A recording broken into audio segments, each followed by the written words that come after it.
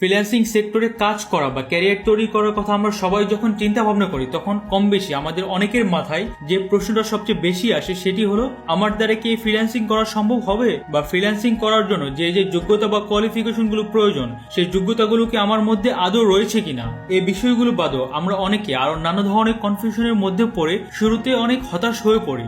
সুতরাং এই ভিডিওটিতে আমি ইনডেপথ বর্ণনা করব যে সফল ফ্রিল্যান্সিং ক্যারিয়ার তৈরি করার জন্য প্রথমে আপনার যে যে স্কিল বা যোগ্যতাগুলোর উপর মাস্ট বি দক্ষ হতে হবে।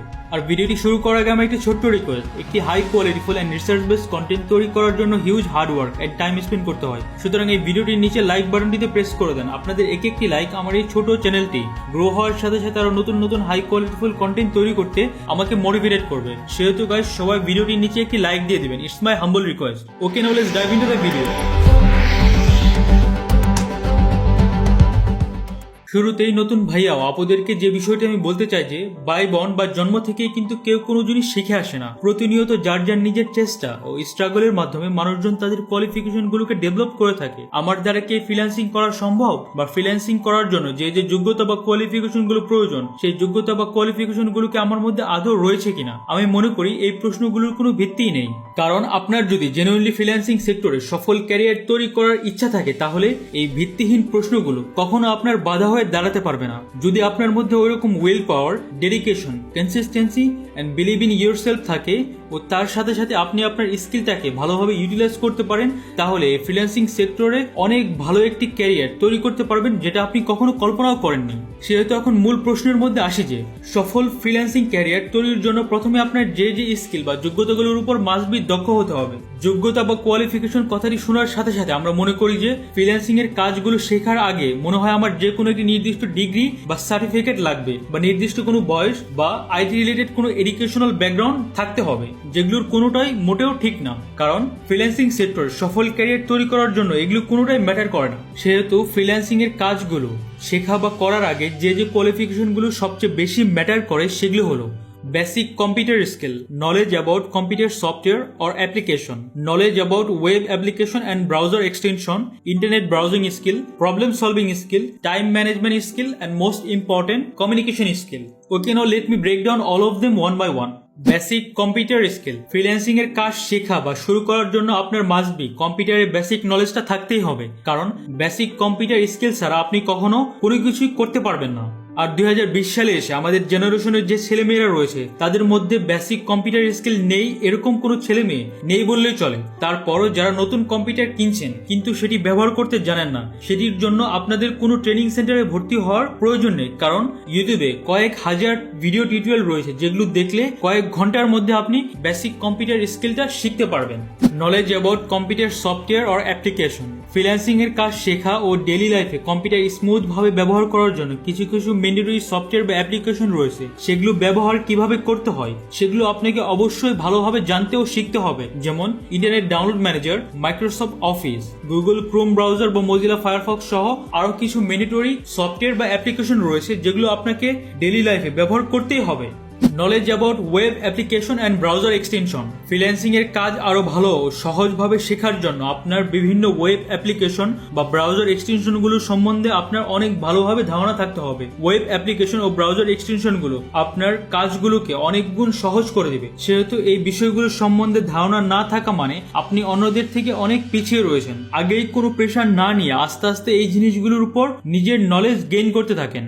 Internet browsing skill. Internet browsing skill কথাটি শোনার সাথে সাথে অনেকেই মেবি হাসতেছে, কারণ কম বেশি আমাদের সবার মধ্যে ধারণা যে গুগল, ফেসবুক, ইউটিউব বা ব্রাউজারের মাধ্যমে যে কোনো ওয়েবসাইটে যাওয়াই মানে ইন্টারনেট ব্রাউজিং করা, যেটা মোটেও সঠিক না। ইন্টারনেট ব্রাউজিং স্কিল হলো আপনি যে কোনো একটি বিষয় জানতে বা শিখতে চাচ্ছেন সেটার পারফেক্ট সলিউশনটা সাথে সাথে ইন্টারনেট ব্রাউজিং এর মাধ্যমে বের করতে পারছেন কিনা। গুগল বা ইউটিউবে সার্চ দেওয়ার কিছু স্পেসিফিক টার্মস রয়েছে যেগুলো জানা থাকলে ইন্টারনেটে যে কোনো বিষয় রিসার্চ করা বা ব্রাউজিং করে আপনি প্রতিটা জিনিসই অনেক সহজেই বের করতে পারবেন। Problem solving skill. Problem solving skill এটি যে কি পরিমাণ গুরুত্বপূর্ণ একটি স্কিল সেটি বলে বোঝাতে পারবো না। এই স্কিলটি যারা ডে বাই ডে ডেভেলপ করতে পারবে তারা অন্যদের তুলনায় প্রতিটা জিনিসেই 100 গুণ বেশি এগিয়ে থাকবে। এই স্কিলটি আপনার কাজ শেখা, ডেইলি লাইফে পিসি এর সফটওয়্যারগুলো স্মুথ ভাবে রান করতে পারা থেকে শুরু করে আপনি ফ্রিল্যান্সিং এর যে সেক্টরেই কাজ করেন না কেন প্রতিটা ধাপে ধাপে আপনি প্রবলেম ফেস করবেন। সেই প্রবলেমগুলো সলভ করার জন্য আপনার আপনার ব্রাউজিং,